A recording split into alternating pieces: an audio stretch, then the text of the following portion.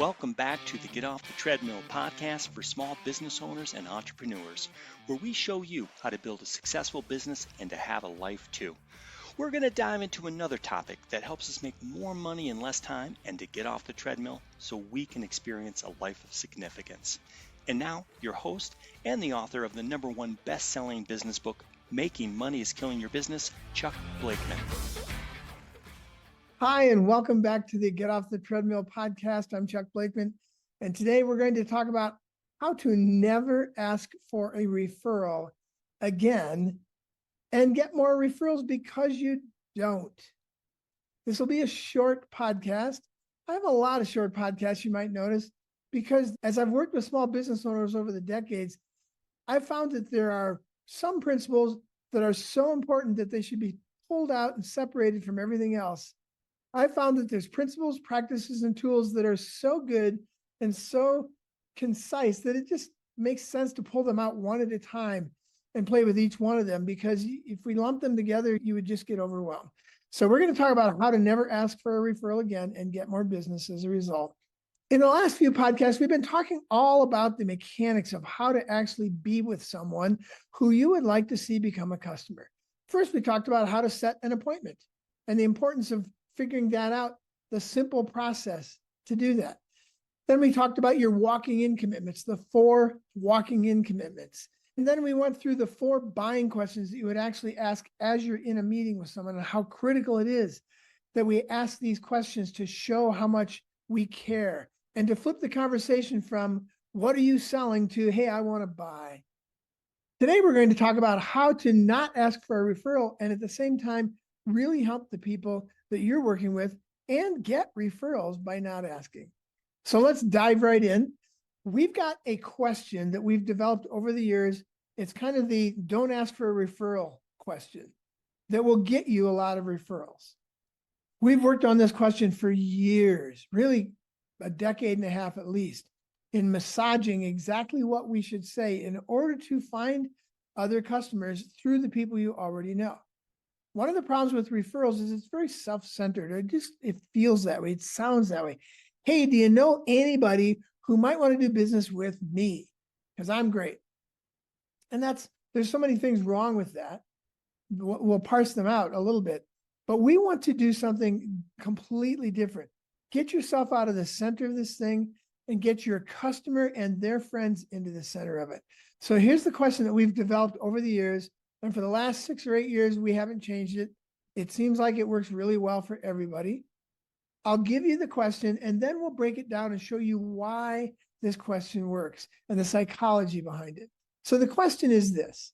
You're sitting in one of these meetings. You've made your appointment. You did your walking in commitments as you walked into the meeting. You did your 4 buying questions to flip the script so that they would buy and you wouldn't have to sell. And maybe toward the end, or maybe at some other time that doesn't have anything to do with one of those buying conversations, you want to ask somebody for a referral. Here's how I would do it by not asking for the referral. I would ask this question. Do you know one other person who might benefit from the experience you're having? Or if they haven't had it yet, do you know one other person who might benefit from the experience you're going to have with me? Or if they're done, that you had. So whatever tense the relationship is in, that's where you'd want to ask the question. Let's just assume that they're in the conversation with you, that they're signing up, or that they may already be clients of yours, and you want to see who else they might know. Don't ask them who else they might know. Ask them this question. Do you know one other person who might benefit from the experience you're having or will have? Let's parse that. Let's do that in slow motion, because here's what happens neurologically in our brains with questions like this. The first piece of this question, do you know? Oh man, I got to know something. I'm not that ignorant. I'm not that ill-informed. I know things. Do you know? Of course I know. That's a positive thing to start with. Do you know? The second piece is, do you know one other person? Man, I'm not that lonely. Of course I know one other person. That's easy. So you've got them engaged. Yeah, I know stuff, and I know at least one other person. Yeah, keep going. One of the problems with the traditional referral is too often we say, do you know anybody or somebody or 3 people? And the fact is, if you ask for 3 people, you're likely to get none. If you ask for 1, you might get 3. Because again, neurologically in my brain, I can't find 3 people at once. It just is too hard. But if you give me a very concrete example of 1 person, and I find that person in my brain, guess what? There's probably somebody right beside them in my brain. And I say, oh yeah, that reminds me of, and you might get 2 or 3 referrals, but don't ask anybody, somebody, or 2 or 3. Do you know 1 other person? You can always ask them again. Do you know 1 other person after that? So that's the second piece. Do you know 1 other person? The third piece is, do you know 1 other person who might benefit? Oh, that reminds me, the way Chuck does business, and the way he conducted this meeting with me with the 4 buying questions, he's not going to try to sell them anything. He actually is going to serve them. They might benefit, they might not. And I can relax. I can send people to Chuck because he's not going to gang up on them and try and sell them stuff.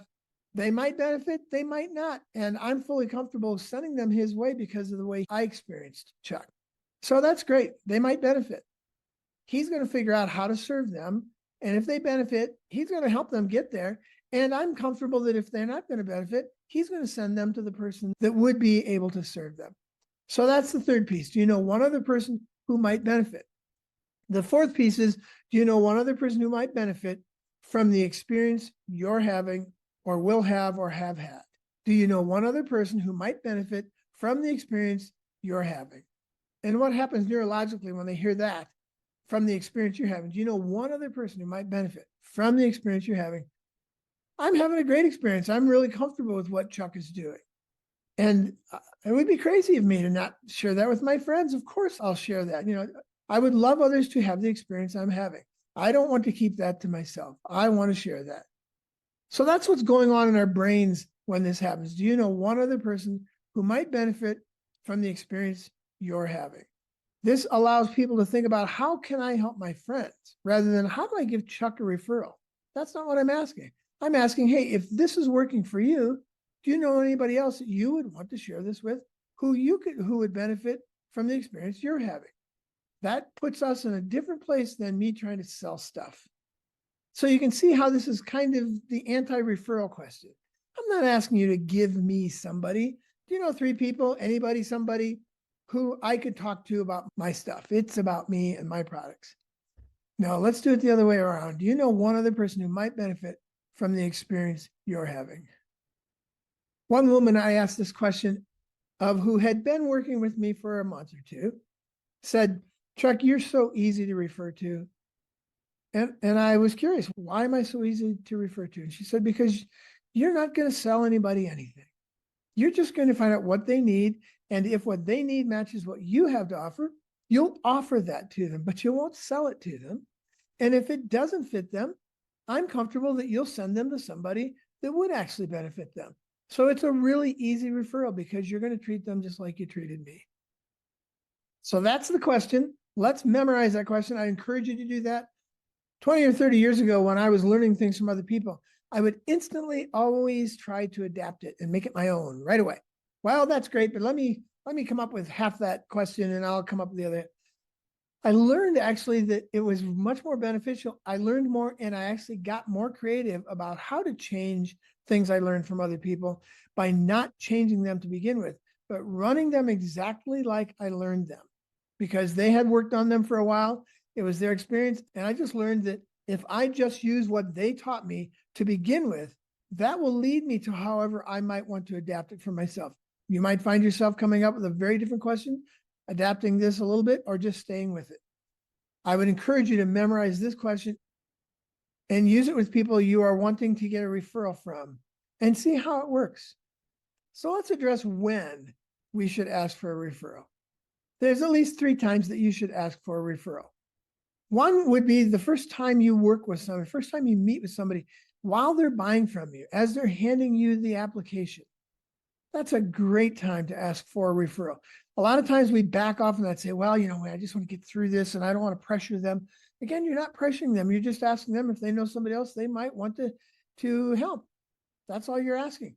It's a wonderful time to do it because, again, psychologically, I want to know that I made the right decision. And as a result of that, that's the time I am most likely to want to refer others. I want to see others do what I did. It affirms my decision, and I'm so comfortable with my decision, I want others to have it as well. So when you're just signing up a new customer, that's a great time to ask for a referral because they are really wanting all of their friends to do what they did. Another great time to ask for a referral that you might not consider is when you've actually messed up. Not when you mess up, but after you fix what went wrong. And if you're doing this right, when you mess up and you fix it, you will fix it in a way that is really noticeable. I would say to clients in our fulfillment business who would be with us for years, I would say to them at the beginning of the relationship, I want you to know we're human and we are going to mess up. It's going to happen. It's not if, it's when. So I want you to know that. We're not perfect, but what I want you to know is this: when, and not if, when we mess up, we're going to fix it in a way that you're going to love. It's going to be very noticeable, and you're going to be really happy with the way that we fixed it. We're going to go out of our way to fix things that we do wrong. And we would. And that's a great time to ask for a referral because everybody's human. Whether they want to admit it or not, we all have these times where it doesn't go the way it's supposed to. Fix it really well. And that is a great time to ask for a referral because it reminds them of how good you are. They've kind of gotten used to it, over the weeks or the months or even the years. They just expect great service. But when you mess up and you come back with a really great way to fix it, it reminds them of how good you are. A third time to ask for a referral is when someone is done. If you've worked with them well and you've been faithful and you've gotten them where they need to go, there's more often than not a time when it's time for them to move on. And if you're really watching, you might even suggest it. That would surprise them. Hey, feel like you've gotten everything or most everything you need to get out of this product or this relationship or this service that we're providing. And would it be a time for us to think about sending you on to somebody else that can help you with this kind of thing that I can't? Or just ask them, hey, how's this going? Are you ready to keep moving on? Or you want give them the opening? But when they're leaving, it's a great time to ask for a referral from people who have had a great 3 months, 6 months, 5 years, 10 years with you. Wonderful time because they're reminiscing again. And psychologically, again, they want to know they made the right decision and they want to help you. They truly do want to help you. So that's a great third time is when they're leaving. And then the fourth time is any other time. Don't be afraid to ask somebody to bless their friend at any time.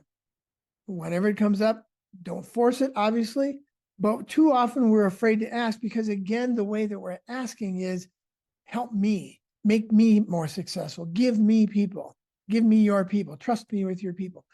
And this is not that kind of thing. You should be much more comfortable asking when you say, do you know one other person who might benefit from the experience I'm having? Yeah, let me send you over here. As a client, I might regularly have thoughts about who I could give to the person that I'm working with, but I'm not with them at the time. And for them to ask me, hey, just wanted to know if you had one other person you might know right now, might come to mind that you would want to have this experience. It's amazing how often that happens. Oh, yeah. A couple of weeks ago, I thought about John, and I was going to send you John. I forgot to. You'd have missed out on that if you didn't ask for a referral. So 4 times to not ask for a referral. First, when they are just coming on board. Second, when you've messed up and you've fixed it. Third, when they're leaving.